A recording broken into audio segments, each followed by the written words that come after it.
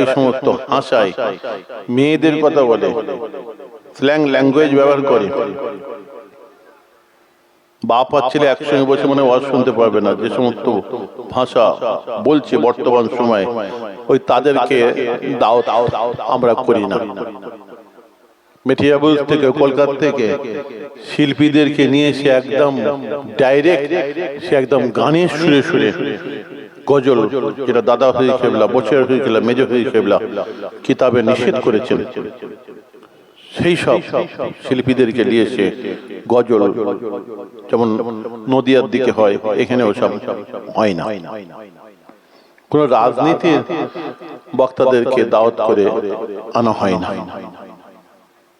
রাজনীতির একটা জায়গা, প্ল্যাটফর্ম আলাদা আছে, সেখানে রাজনীতির কথা। এই গানের সুরে সুরে গজল ওই ফাংশনের একটা জায়গা আছে সেইখানে। এটা হচ্ছে মেম্বারের রাসূল, এখানে সব চলবে না। বক্তা এসে, আলেম এসে, মৌলানা সাহেব এসে খালি নিজের কথা, আমি কত বড় বাঘ, আমি কত বড় সিংহ, আমি কটা বাঘ মেরেছি, আমি বলি, এগুলো সব জায়গায় বলি, আমি কটা সিংহ মেরেছি, হন করেঙ্গা তন করেঙ্গা, খালি নিজের কথা, রিয়া হয়ে যাচ্ছে, তাকাব্বুরি, খালি নিজের কথা বলি, শেষ। তাহলে আমিও এসেছি, আমারও অনেক কথা আছে, আমার কথা আমি শুরু করব, এটা ঠিক না। আপনারা কত টাকা পয়সা খরচ করে জলসা দিয়েছেন, মাহফিল দিয়েছেন, এখানে কোরআন হাদিস ভিত্তিক আলাপ আলোচনা হবে, শিক্ষামূলক কথাবার্তাগুলো এখানে আলাপ আলোচনা হবে। এইখানে বসে যদি ইসলামের দ্বীনের শরীয়তের শিক্ষামূলক আলাপ আলোচনা যদি আমরা শুনি আর বক্তারা যদি করে, এইখানে 1 ঘন্টা বসা সারা রাত নফল নামাজ পড়ার চাইতে বেশি সওয়াব হয়ে যায়, বলুন সুবহানাল্লাহ। এইখানে 1 ঘন্টা বসা সারা রাত কোরআন তেলাওয়াত করার চাইতে বেশি হয়ে যাবে সওয়াব, বলুন সুবহানাল্লাহ। কোরআন হাদিসের কথা, সারা শরীয়তের কথা, শিক্ষামূলক কথা যারা বলে, আল্লাহ রাসূল বলেছেন আদাল্লু আলাল খায়রি কাফাইলিহি, যারা বলে এবং যারা শোনে দুজনেই সমান আল্লাহর কাছে সওয়াবের অধিকারী হয়ে যায়, বলুন সুবহানাল্লাহ। এটা রং তামাশা হাসির জায়গা, এটা নয়। সেদিন নেটে সার্চ করে দেখে একটা বয়স্ক বক্তা বলছে, আমার বয়স 90 বছর। তিনি বলছেন সিলসিলা ফুরফুরা শরীফের হাতিয়ার, ফুরফুরা শরীফের নাকি বক্তা, বাংলাদেশ, ভুরু পেকে সাদা হয়ে গেছে, দাড়ি সাদা হয়ে গেছে। দেখি একটু কি বলছে। 1 ঘন্টা শুনলাম, বলছে 22,000 হাদিসে হাফেজ হবে। 1 ঘন্টা ওয়াজ শুনলাম, দেখি খালি নিজের গুণগান, নিজের গুণগান। বলছে আমি জামিয়া আজহার বিশ্ববিদ্যালয় থেকে পড়ে এসেছি, আবার বলছে লন্ডন থেকে আমি পিএইচডি করে এসেছি, আর বলছে ঢাকা যে জজ কোর্ট আছে, কোর্টের আমি এতদিন আমি জজ ছিলাম, পড়তে হয়, আমি শেখ হাসিনার ভাতিজা। বাবা, এরকম করে চোখ টানছে, গাল টানছে যখন কোরআন পড়ছে, হাদিস পড়ছে। কি টেকনিক! যাত্রা ভাত্রা পালাটালা করতো নাকি না নাটক ফাটক করতো মনে হয়, বুড়ো বয়স, জন বয়স, বুঝতে পারছেন? এরকম করছে কেন? খালি নিজের কথা, খালি রিয়া তাকাব্বুরি, খালি ভরা, খালি নিজের কথা, নিজের গুণগান। তোমার কথা শোনার জন্য দাওয়াত করা হয়েছে?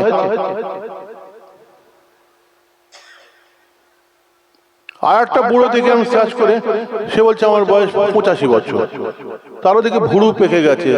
আমি এই জন্য বলছি যে বুড়ো গুলো যদি এই করে, তাহলে জন গুলো কি করছে, আর তাদেরকে নিয়ে আসবে আবার আমাদের কমিটির ছেলেগুলো, তাদের আবার খুব পছন্দ।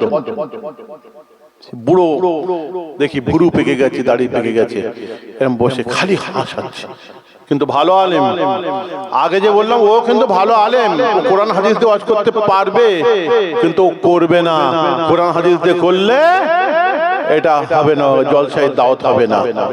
হাল তেরা চাল হ্যায়, মকসদ মেরা মাল হ্যায়। ওই ওয়াজ করলে কি করবে? এই জওয়ান যুবক ছেলেরা দাওয়াত করবে না। কোরআন হাদিসের ওয়াজ করলে দাওয়াত করবে না। এ বুড়ো ইও দেখি খালি হাসাচ্ছেন, বসে আছে হয়তো সবাই বসেন তো, বলছে এই বেশি হাসিস না, বিয়ে দিয়ে দেবো, কেঁদে মরে যাবে। আর সব হাসছে। ও শালির গল্প হচ্ছে। জোরে যে কি হয়েছিল, জন যখন ছিল তখন 3টে শোয়ের টিকিট কেটে একসঙ্গে 3টে শো দেখতো। কি ভালো কথা বলছে, যেন এর উপর আমল করবে লোক। নাউযুবিল্লাহ মিন যালিক। যে বলতো বড় পীর সাহেব রহমাতুল্লাহ আলাইহি 40 বছর ঈশার উজুতে ফজরের নামাজ পড়েছেন, বলুন সুবহানাল্লাহ। হ্যাঁ, লোক বলতো হ্যাঁ ও 3টে শোয়ের টিকিট কেটে সিনেমা দেখেছিল।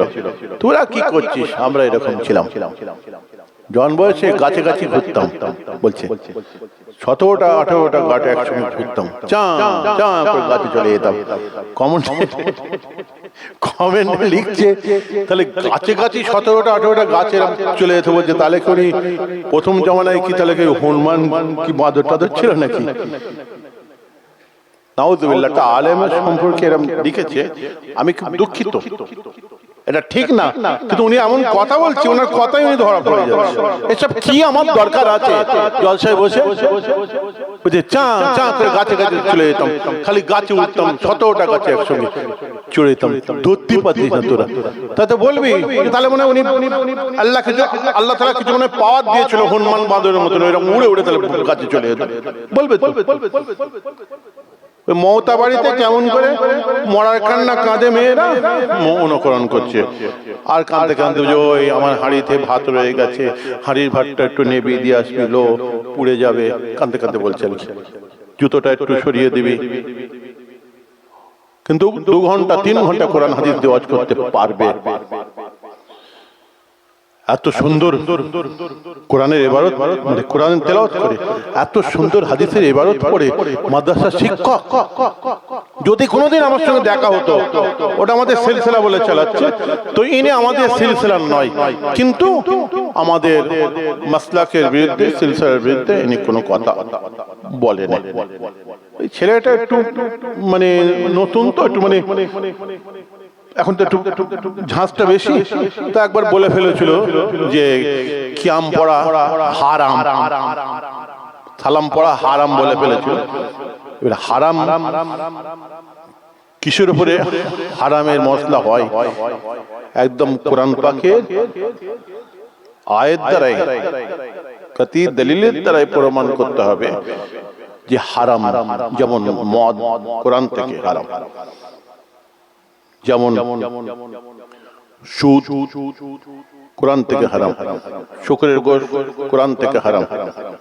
এইরকম যেগুলো ডাইরেক্ট একদম কোরআনের আয়াত থেকে। তাহলে কোরআনের আয়াত নাযিল হয়েছে কোনোদিন কোন জায়গায় যে কিয়াম পড়া যাবে না? তাহলে বলছে যে হারাম। হারাম কাকে বলে? এবং হাদিসে মুতাওয়াতির থেকে সাব্যস্ত হতে হবে। হাদিসে মুতাওয়াতির কাকে বলে? সেই জমানার মানুষ 100 ভাগের মধ্যে 700 ভাগের 800 ভাগ মানুষ তার উপরে আমল করত, এরকম একটা হাদিস মশহুর হয়ে গেছে। সেরকম হাদিসের দ্বারাই সেটা যদি নিষেধ থাকে তাহলে সেটা হারাম হবে। তো হাদিসে কোথায় আল্লাহ রাসূল বলেছেন যে কিয়াম পড়া যাবে না, আমার উপর দাঁড়িয়ে সালাম পড়া যাবে না? উনি একদম ডাইরেক্ট বলে দিলে হারাম। উনি তো বলতে পারে যে বেদাত, এটা চলবে না, আমরা পড়ি না, কথা ছিল, হারাম বলে দিল। বুঝছেন? ওই যে নতুন তো আব্বা তো পড়খা আলেম, সে কিন্তু কাঁচা কথা বলবে না, সে জানে যেটা ভুল বলেছে।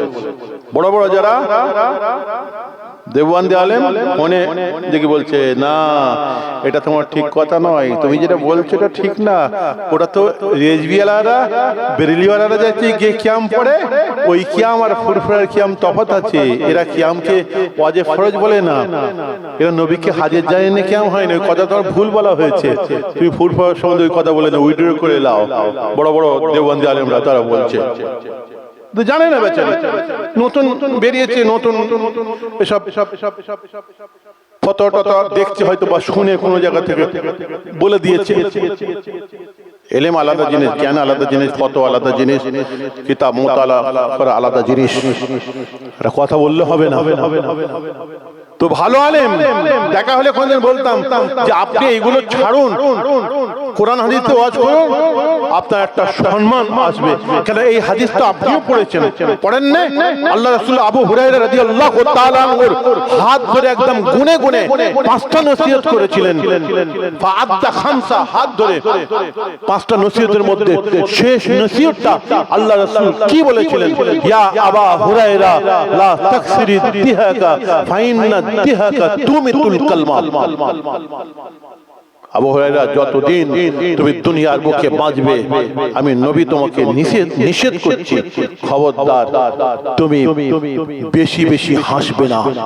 আমি নবী বলছি, বেশি হাসলে তোমার অন্তর্কলবটা, দিলটা মরে যাবে, বেশি হাসবে না। আজকে যে বুড়ো গুলো যেরকম করে জন গুলো কি করছে আমাদের সিলসিলা, বাবা তারা তো এসে ওয়াজে উঠে একদম মেয়েদের অঙ্গ প্রত্যঙ্গ সব শরীরের সব নাম বলে দিচ্ছে, বলে নাউযুবিল্লাহ মিন যালিক। বাপার ছেলে একসঙ্গে বসে ওয়াজ শুনতে পারবে না, মার মেয়ে একসঙ্গে বসে ওয়াজ শুনতে পারবে না, এত বাজে বাজে কথা বলছে। এসব বক্তাদেরকে দাওয়াত করবেন না, যারা বিশেষ করে খালি মহিলাদের মেয়েদের দিয়ে স্ল্যাং ল্যাঙ্গুয়েজ মেম্বারে যারা বলে তাদেরকে দাওয়াত করবেন না। আমি এদের সঙ্গে জলসা করব না বলে দিয়েছি।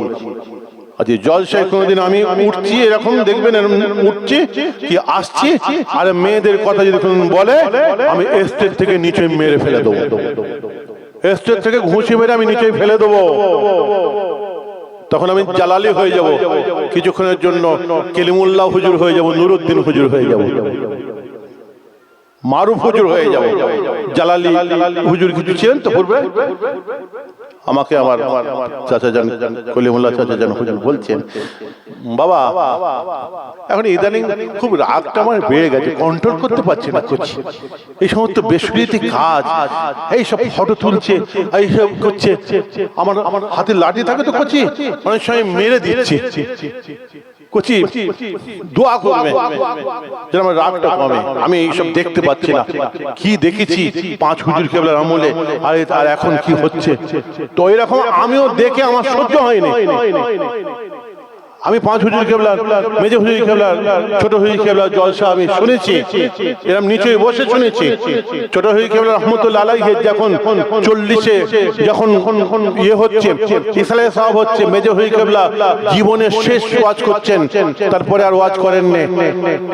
বাংলাদেশের একটা ছেলে আগে গজল পড়েছিল, মেজে হুজুর কেবলা মনের কথাগুলো বলেছিল, এরকম বলেছিল, আব্বা গেছেন, আম্মা গেছেন, গেছেন চলি বড় ভাই, সে হুজুর নওয়া হুজুর, আজকে তারা কেহ নাই, অবশেষে ছোট হুজুর নিল যে বিদায়, একা আমি মেজ হুজুর রয়েছি ধরায়, ভাই বলিয়া কে ডাকিবে, কে লইবে খোঁজ খবর, আর বড় হয়ে দেখতে হলো ছোট ভাইয়ের ওই খবর।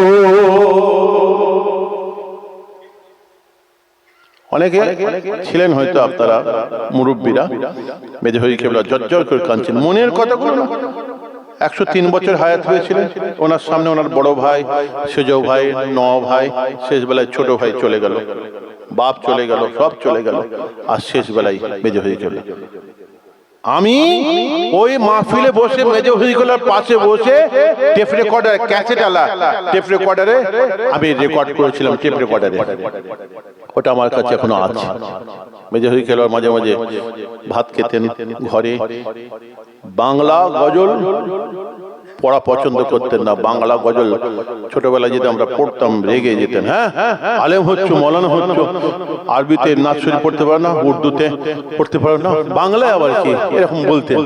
কিন্তু এই গজলটা বাংলায়, যেহেতু ওনার মনের কথাগুলো আছে, শুনে একটা সব পুরনো কথাগুলো আমাকে প্রায় বলতেন মাঝে মাঝে, কই বাবা ইমরান ওই টেপ রেকর্ডারটা নিয়েছে, ওই গজলটা একটু বাজাও। ছোট রহমতের ইন্তেকালের পরে শুনতেন আর চোখ দিয়ে পানি বের হতো। বুঝতে পেরেছেন না কথা? তো কথা হচ্ছে যে কথা আমি বলতে যে আমি কথা বার হয়ে গেল, তো এই সমস্ত পীর মাশায়েখ ওলি আউলিয়া আমাদের যারা, তারা এই সমস্ত বরদাস্ত করেন। তো আমারও ওই মানে তাদের তো দেখেছি, এই কথা বলতে কথাটা বেরোলো, দেখেছি তো আমারও রাগ হয়ে যায়, এই সমস্ত বেশি আমি বেয়াদবি হয়ে গেলে আমার মাথা গরম হয়ে যায়। বুঝছেন না কথা? আমারও রাগ আমি কন্ট্রোল করতে পারিনি, তাই আমি বলছি কেন এই বাগান দাদা হয়ে গেল অনেক কষ্ট করে তৈরি করেছেন। এই বাংলায় ভাষা, যে বাংলা ভাষায় যে আমরা কথা বলছি, বই পত্র পুস্তক, এটা আমার দাদা হয়ে কেবলার এই ভাষা আন্দোলনের পেছনে, এই ভাষার ক্ষেত্রে, বাংলা ভাষার ক্ষেত্রে তার যে কত বড় অবদান।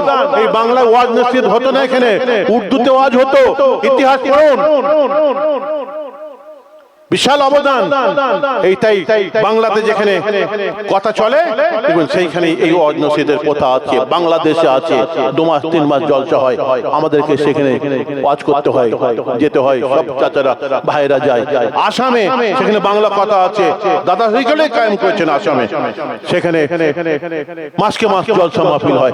ত্রিপুরায় সেখানে বাংলা ভাষা, দাদা হইগলে সেখানে কায়েম করেছেন, মাসকে মাস সেখানে জলসা হয়। এই ওয়েস্ট বেঙ্গলের বুকে বাংলাতে যে ওয়াজ নসিহত, এক রাতে কত জলসা, কত মাহফিল, কত মিলাদুন নবী, আমাদের সিলসিলা আলেম ওলামারা, পীর সাহেবরা, পীরজাদারা এক রাতে 2টো করে 3টে করে শেষ করতে পারছে না। এই ওয়াজ নসিহতের প্রথা আমার মুজাদ্দিদ জামান দাদা শেখ রহমতুল্লাহ আলাইহি চালু করেছিলেন। বলুন সুবহানাল্লাহ। তিনি চিন্তা করেছিলেন ওয়াজ নসিহতের মাধ্যমে মানুষকে ইসলামের দিকে, দ্বীনের দিকে, ধর্মের দিকে, নামাজ রোজা ইবাদত বন্দেগীর দিকে কিভাবে টেনে আনা যায়, কিভাবে আকৃষ্ট করা যায়, সেই জন্য এই রাস্তা তিনি অবলম্বন করেছিলেন। কি কষ্ট করে মাথার ঘাম পানি ফেলে, আর সেই সাজানো বাগান, আর এসে তুমি কোথাকার কে, আর এসে তুমি খালি নিজের মত অনুযায়ী তুমি চালাবে, হবে না। আল্লাহ নবীর থেকে বড় ওয়াইজিনার পৃথিবীতে কেউ ছিল? আল্লাহ নবীর থেকে বড় বক্তার কেউ ছিল? আল্লাহ নবীর ওয়াজের মাহফিলটা কেমন ছিল?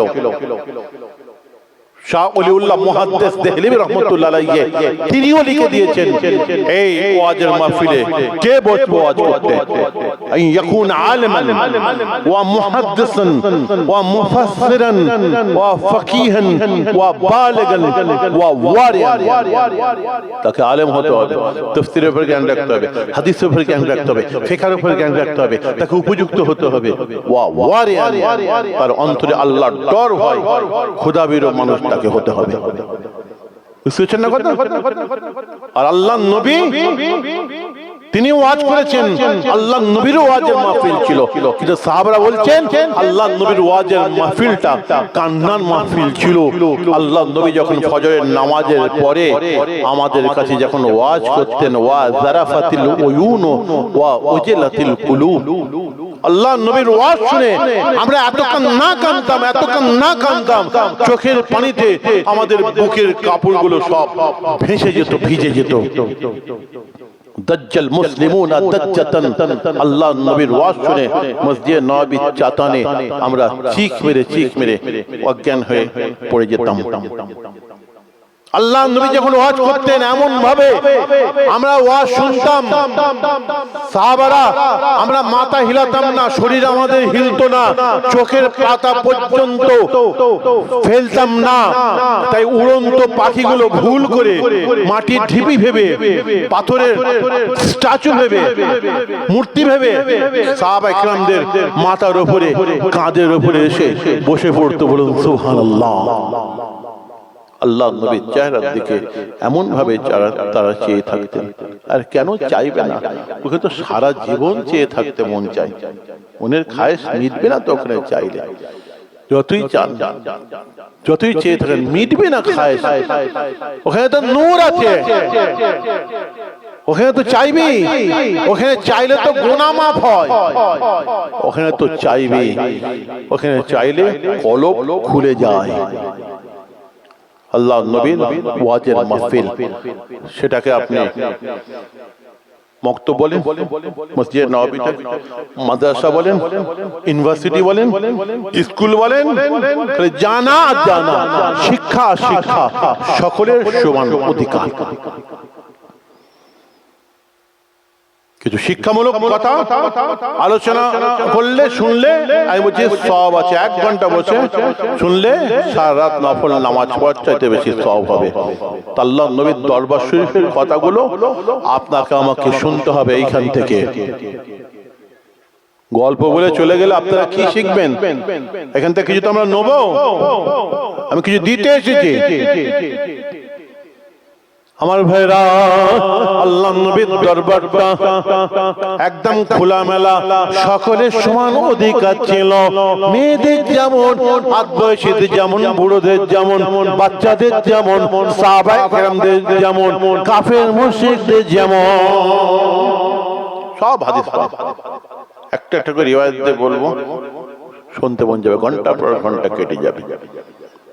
আল্লাহ নবী বসে আছেন, হযরত বেলাল রাদিয়াল্লাহু তাআলা আনহু আল্লাহ নবীর দরবারে এসে তিনি কাঁদতে কাঁদতে বলেছিলেন আল্লাহ নবীকে, ইয়া রাসূলুল্লাহ, ইয়া হাবিবাল্লাহ, আপনার আবু যার গিফারি যখন তখন এসে আমাকে কালো মানুষ বলে, আমার আয়েব নিয়ে কথা বলে, হুজুর আমার মনে খুব ব্যথা লাগে,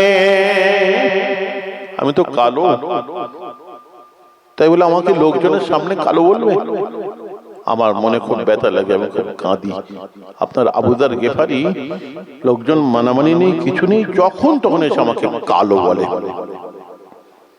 আল্লাহ নবী হযরত বিলাল রাদিয়াল্লাহু তাআলা আনহুকে এত ভালোবাসতেন। একবার একটা যুদ্ধের ময়দান থেকে সমস্ত সাহাবারা মদিনা শরীফে, যুদ্ধ শেষ হয়ে গেল, মদিনা শরীফে চলে এসেছেন আল্লাহ নবী ইন্তেকালের পরে। আর বিশেষ কারণে হযরত বিলাল রাদিয়াল্লাহু তাআলা আনহুকে ওইখানে 3 দিন থাকতে হয়েছিল। ওই 3 দিনের মাথায় আল্লাহ নবী হযরত বিলাল রাদিয়াল্লাহু তাআলা আনহুকে খ্বাবের মাধ্যমে, স্বপ্নের মাধ্যমে দেখিয়েছিলেন, বলেছিলেন, ও বিলাল, সকলে মদিনা শরীফে ফিরে আসলো, তুমি কেন ফিরে আসলে না? ও বিলাল, তুমি কি আমি নবী আমাকে ভুলে গিয়েছো? বিলাল, তুমি কি আমি নবী আমাকে ভুলে গেলে? হ্যাঁ, এই স্বপ্ন দেখে, খ্বাব দেখে হযরত বিলাল রাদিয়াল্লাহু তাআলা আনহু সকাল বেলায় ঘুম থেকে উঠে দৌড়াতে দৌড়াতে মদিনা শরীফে এসে আল্লাহ নবীর রওজা শরীফে দরজার সামনে দাঁড়িয়ে সালাম দিয়ে এত কান্না কাঁদছেন, এত কান্না কাঁদছেন, একদম জমিনে লুটোলুটি করে কাঁদতে আরম্ভ করে দিয়েছে। দূর থেকে হযরত ইমাম হাসান, ইমাম হোসেন আলাইহিসসালাম দেখলেন যে বেলাল চাচা যান আমার নানাজানের কবরের ধারে এসে খুব কান্নাকাটি করছে। দুজনে দৌড়াতে দৌড়াতে এসে হযরত বেলাল রাদিয়াল্লাহু তাআলা আনহুর সামনে দাঁড়িয়ে যখন সালাম দিয়েছেন, সালাম দেওয়ার সঙ্গে সঙ্গে হযরত বেলাল রাদিয়াল্লাহু আনহু ইমাম হাসান, ইমাম হোসেনকে দেখে সঙ্গে সঙ্গে একদম পাগল হয়ে গিয়েছেন। নবীর খানদানকে দেখে সঙ্গে সঙ্গে মুসাফা করলেন, সালাম দিলেন, ইনারা দুজনও সালাম দিলেন, মুসাফা করলেন। হযরত বেলাল দুজনকে একদম বুকে করে জড়িয়ে ধরে এ গালে চুমু খাচ্ছেন, ও গালে চুমু খাচ্ছেন। কেন? আল্লাহ নবী বলেছিলেন আমার খানদানকে, ইমাম হাসান হোসেনকে ভালোবাসবে। হযরত ওসামা বিন যায়েদ রাদিয়াল্লাহু তাআলা আনহুর কোন এক সময় তার আল্লাহর নবীর দরবার শরীফে কিছু প্রশ্ন ছিল, জানার ব্যাপার ছিল। তিনি দেরি করলেন না, রাত দুপুরে আল্লাহর নবীর হজ্জা শরীফের দরজার কাছে গিয়ে টক টক টক টক করে বালা দিচ্ছে। রাতের বেলায় গিয়েছিলেন। আল্লাহ নবী দিন দুনিয়ার বাদশা সঙ্গে সঙ্গে দরজাটা যখন খুললেন, খোলার সঙ্গে সঙ্গে হযরত ওসামা বলছেন, আল্লাহ নবী আমি দেখি খালি গায়ে দাঁড়িয়ে আছেন, আর আল্লাহ নবীর কাঁধের উপরে গায়ের উপরে একটা কালো রঙের চাদর চড়ানো আছে, আর আল্লাহ নবীর শরীর মোবারকটা, বাদন মোবারকটা দেখা যাচ্ছে, আর সেইখান থেকে খালি আল্লাহ নূর চমকাচ্ছে। পেছন দিকের মানুষেরা সামনের দিকে ভাইদের উপর কি দায়িত্ব দিয়ে দিয়েছেন নাকি যে আমাদের তরফ থেকে ওরা সুবহানাল্লাহ বললেই হবে, আর ওরা দরুদ শরীফ পড়লে হবে, ওরা ওয়াজ শুনলেই হবে, আর আমরা এখানে বসে থাকবো, ওদের উপর দিয়ে যা খুশি তাই হচ্ছে হোক, নাকি নাকি ঘুম পেয়ে গেল? এটা ফুরফুরা শরীফের ওয়াজের মাহফিল, এখানে কোনো কঞ্জুসি হবে না। জোরে জোরে সুবহানাল্লাহ বলতে হবে, জোরে জোরে দরুদ শরীফ পড়তে হবে, জোরে জোরে আল্লাহর নবীর উপরে দাঁড়িয়ে সালাম পড়তে হবে, জোরে জোরে হাত তুলে মোনাজাত করতে হবে, জোরে জোরে তাকবীর দিতে হবে। ওই সমস্ত কি সব আছে না তাদের ওই মসজিদগুলো দেখবেন খালি কুঞ্জুসি, বলে এই দরুদ শরীফটা পড়া যাবে না, ওই দরুদ শরীফটা পড়া যাবে না, চেঁচিয়ে দরুদ শরীফ পড়া যাবে না, মিলাদ পড়া যাবে না, সালাম পড়া যাবে না নবীর উপরে, বাড়ি রবিউল আউয়াল করা যাবে না নবীর উপরে, হাত তুলে মোনাজাত করা যাবে না, খালি কুঞ্জুসি। এটা সিলসিলা ফুরফুরা শরীফের মাহফিল। জোরে জোরে এখানে দরুদ শরীফ হবে, জোরে জোরে এখানে আল্লাহর নামের ধ্বনি হবে, জোরে জোরে এখানে নবীর উপরে দাঁড়িয়ে সালাম হবে, জোরে জোরে আল্লাহর নামের ধ্বনি হবে, জোরে জোরে হাত তুলে মোনাজাত হবে, জোরে জোরে সুবহানাল্লাহ হবে। সকলে জোরে বলুন সুবহানাল্লাহ। আমি এক্ষুনি শেষ করে দেবো, আমি এখনই শেষ করে দেবো। আমার ভাইরা, হযরত বেলাল রাদিয়াল্লাহু তাআলা আনহু যা যা প্রশ্ন ছিল আল্লাহ নবীকে সব জিজ্ঞাসা করে নিলেন। যখন এবার ফিরে আসবেন, আসার সময় হযরত উসামা বিন যায়েদ রাদিয়াল্লাহু তাআলা আনহু আল্লাহ নবীকে বলেছিলেন, ইয়া রাসূলুল্লাহ, ইয়া হাবিবাল্লাহ, আপনার কাঁধের উপরে একটা কালো রঙের চাদর ঢাকা দেওয়া আছে, আর দুদিকে যেন কি উঁচু উঁচু লাগছে। আল্লাহ নবী দিন দুনিয়ার বাদশা সঙ্গে সঙ্গে নিজের গায়ের কালো চাদরটাকে খুলে ফেললেন, আর খুলে ফেলার সঙ্গে সঙ্গে দেখা গেল ডান দিকে কাঁধের উপরে হযরত ইমাম হাসান রাদিয়াল্লাহু তাআলা আনহু কাঁধের উপরে মাথা রেখে ঘুম যাচ্ছেন, আর বাঁ দিকে কাঁধের উপরে হযরত ইমাম হোসেন রাদিয়াল্লাহু তাআলা আনহু কাঁধে মাথা রেখে ঘুম যাচ্ছেন। আল্লাহ নবী বলেছেন, ও ওসামা, এদের দুজনকে কি তুমি চেনো? এরা দুজন হচ্ছে আমার ফাতেমার কলিজার টুকরা। শুধু ফাতেমার নয়, আমি নবী আমারও কলিজার টুকরা। এদের দুজনকে ফাতেমা বড় ভালোবাসে, আমি নবী আমি বড় ভালোবাসি। এদের দুজনকে আমার আল্লাহ বড় ভালোবাসে। ও ওসামা, তোমরাও আমার ইমাম হাসান ইমাম হোসেনকে ভালোবাসবে। এদের দুজনকে ভালোবাসলে তোমাদেরকে আমার আল্লাহ বড় ভালোবেসে নেবে। আমার ভাইরা, সেই ইমাম হাসান ইমাম হোসেনকে দেখে আর বেলাল থাকতে পারলেন না। আল্লাহ নবী ভালোবাসতে বলেছিলেন। তাই একদম বুকে জড়িয়ে ধরেছেন, চুমু খাচ্ছেন।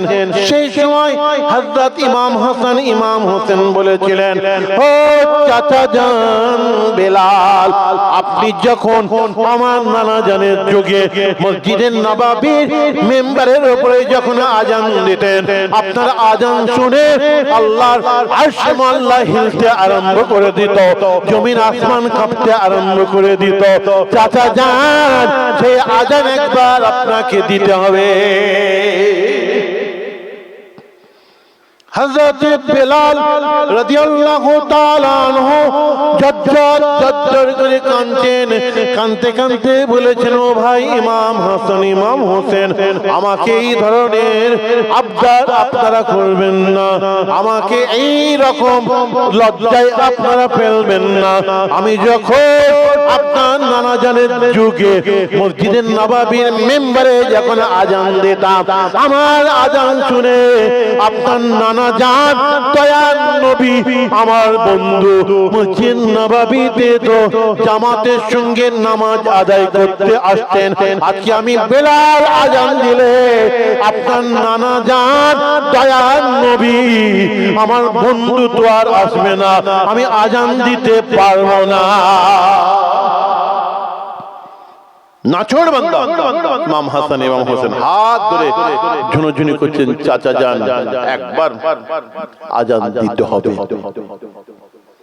কিতাবের মধ্যে লেখা আছে,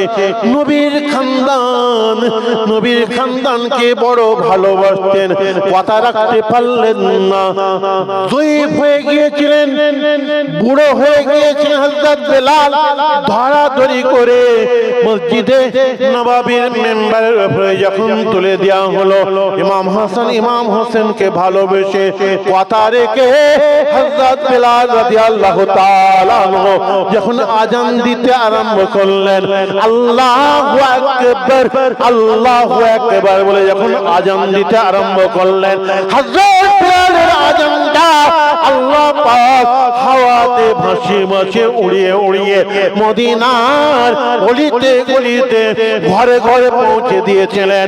সেদিন মদিনায় যেন কিয়ামত আরম্ভ হয়ে গিয়েছিল, সেই দিনটা যেন আবার ফিরে এসেছিল। মদিনার মানুষেরা সেই দিন পাগল হয়ে গিয়েছিল। আওয়াল বৃদ্ধ বনিতা সেদিন বয়স্ক মানুষ, কি মেয়ে কি বাচ্চা, পাগলের মতন দৌড়াতে দৌড়াতে মসজিদ নববীর মিম্বরের কাছে এসে যখন তারা পৌঁছালেন, পৌঁছে গিয়ে তারা কি দেখলেন, হযরত বেলাল রাদিয়াল্লাহু তাআলা আনহু আজান দিতে দিতে আশহাদু আন্না মুহাম্মাদার রাসূলুল্লাহ, আল্লাহর নবীর নামের কাছে গিয়ে, মুহাম্মাদুর রাসূলুল্লাহর কাছে গিয়ে আর আল্লাহর নবীর নামটা উচ্চারণ করতে পারেন নাই, মসজিদ নববীর মিম্বরে অজ্ঞান হয়ে বেহুশ হয়ে পড়ে আছে। নবীর খানদানকে ভালোবেসে ইমাম হাসান হোসেনের কথা রেখে তিনি আজান দেওয়ার চেষ্টা করেছিলেন, কিন্তু আল্লাহ নবীর মহব্বতে বেহুশ হয়ে গিয়েছিলেন। সেই বেলালকে আল্লাহ নবী বড় ভালোবাসতেন। তাকে আবু যার গেফারি বলেছে কালো মানুষ, আর উপায় আছে? আল্লাহ নবী দিন দুনিয়ার বাদশা সঙ্গে সঙ্গে হযরত আবু যার গেফারিকে ডেকে সামনে দাঁড় করিয়ে বলেছিলেন, হে আবু যার গেফারি, তুমি ঈমান এনেছো বটে, কলমা পড়েছো বটে, মুসলমান হয়েছো বটে, কিন্তু সেই পুরানো যুগের আইয়ামে জাহিলিয়াতের যুগের কাফের মুশরিকদের ইহুদি নাসারাদের এতটুকু গন্ধ এখনো তোমার মধ্যে রয়ে গিয়েছে, তাদের খসলত এখনো তোমার মধ্যে রয়ে গিয়েছে। তা না হলে তুমি আমার বেলালকে কালো মানুষ বলতে পারতে না।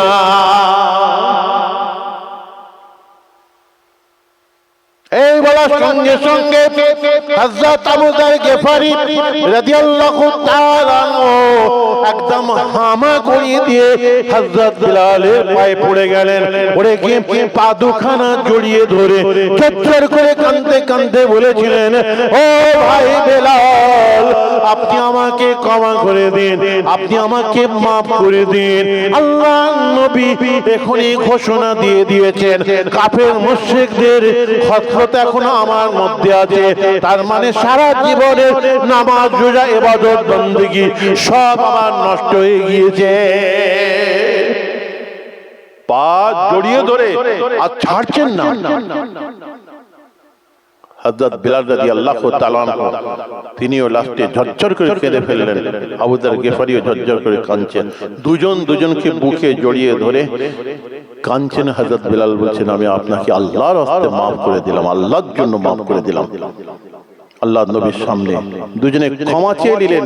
কিতাবের মধ্যে লেখা আছে যতদিন বেঁচে ছিলেন এরা দুজনে, আজ জীবনে কোনোদিন এদের দুজনের কোনো বিষয়ে আর কোনো মনোমালিন্য হয় না, ঝগড়া হয়নি।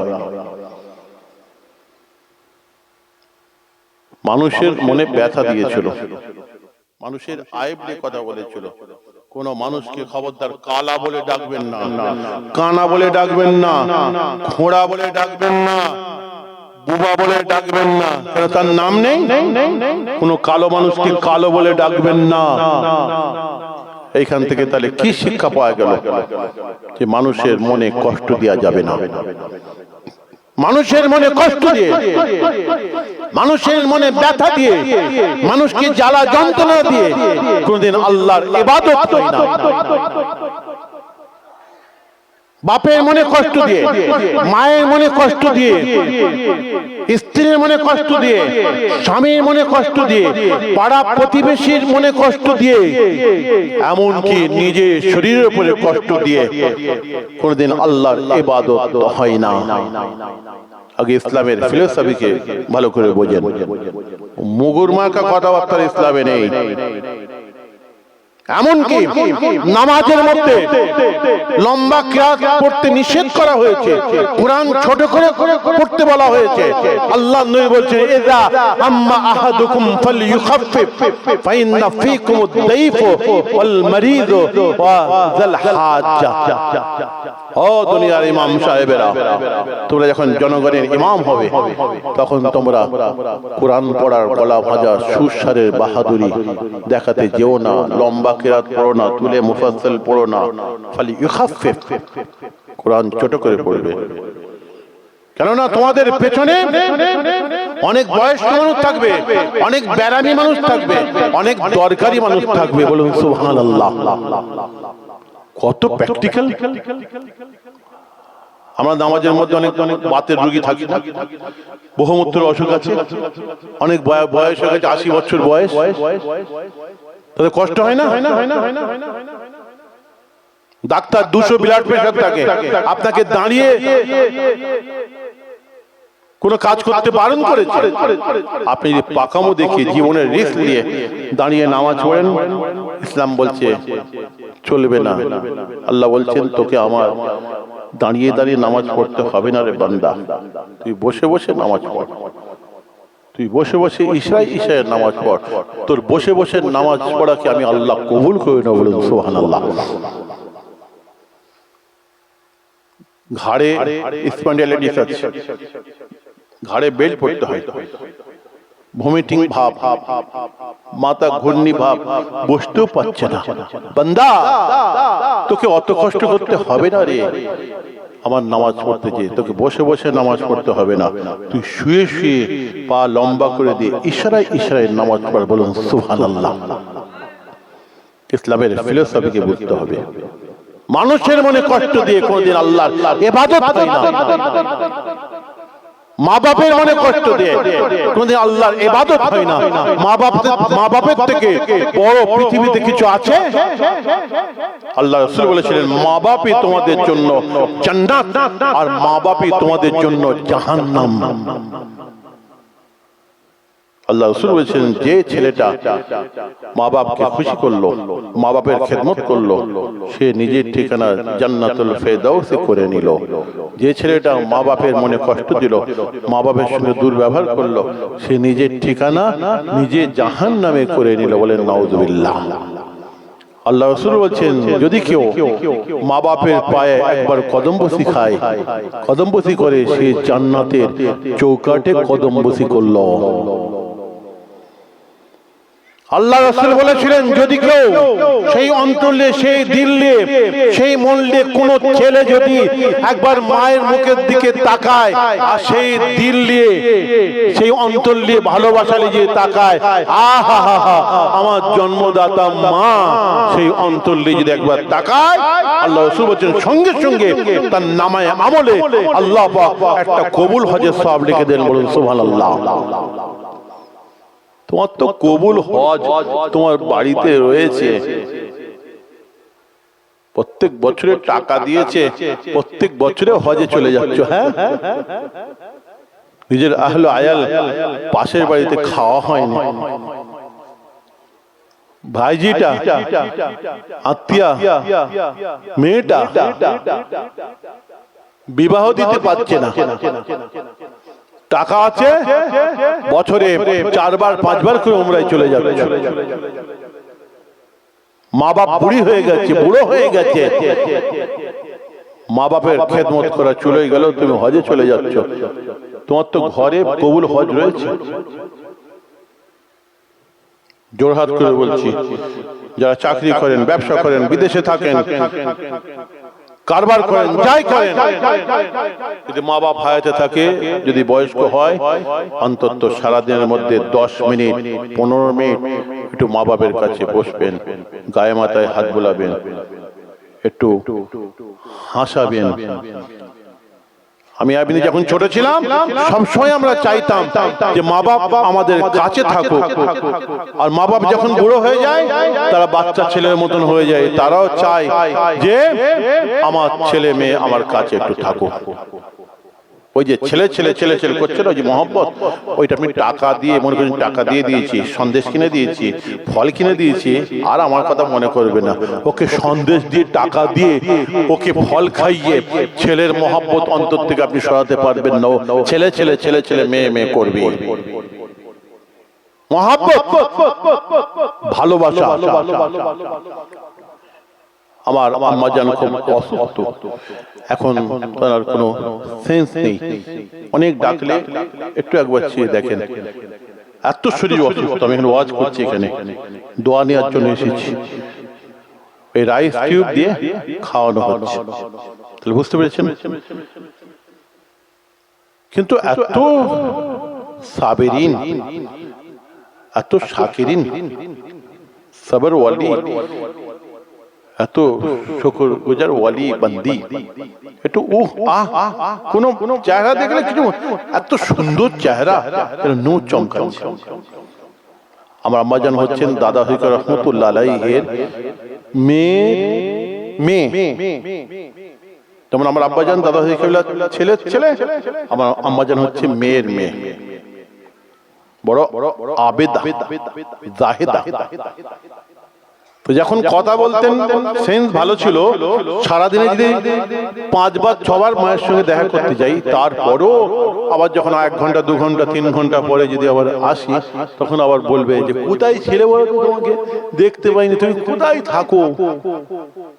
মা, এই তো আমি দেখা করে গেলাম, এই তো দেখা করে গেলাম। ও আচ্ছা, আমি ফোন করেছি, বোনের সঙ্গে কথা হচ্ছে, দরকারি কথা, মায়ের কাছে বোন বসে আছে। আমার মা বলছে, কে? ইমরান, ফোনটা দাও, আমি ওকে দেখব। আর বোন বলছে, ভিডিও কলে কথা হয়নি মা, এমনি কথা হচ্ছে।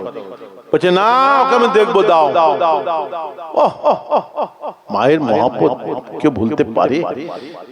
সঙ্গে সঙ্গে আমার বোন ভিডিও রেকর্ডিং লাগিয়ে দিল, চেহারাটা দেখে। তুমি কোথায় আছো?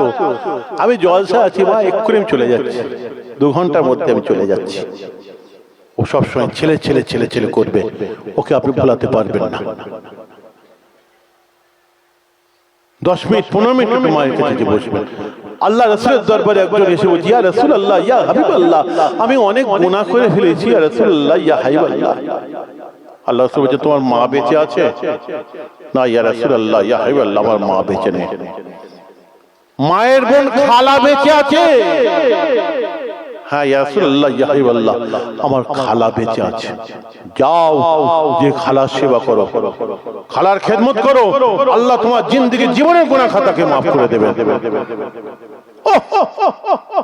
মায়ের বোন খালা, তার যদি এই দরজা হয়, তাহলে মায়ের কত দরজা আমরা মুসলমান আমরা ভুলে গেলাম।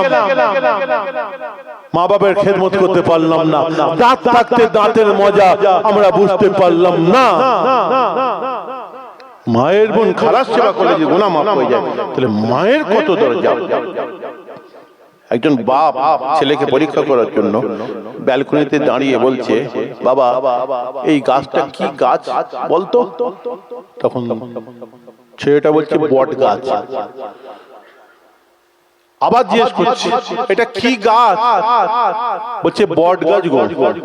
যে 3বার জিজ্ঞাসা করেছে, যেটা কি গাছ বাবা?